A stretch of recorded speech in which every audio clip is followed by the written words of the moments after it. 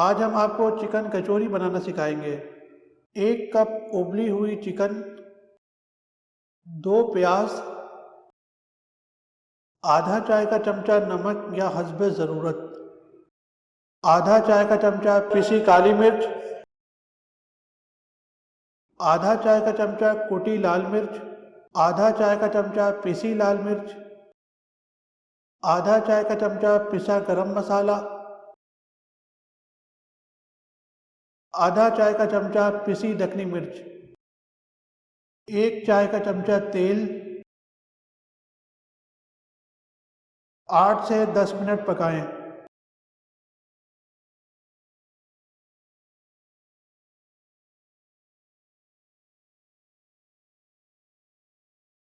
2 cup मैदा,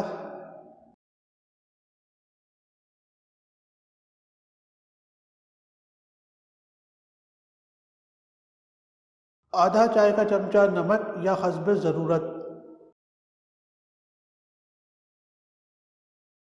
1 खाने का चमचा तेल। मुनासिब पानी की मदद से इसे गूंद लें।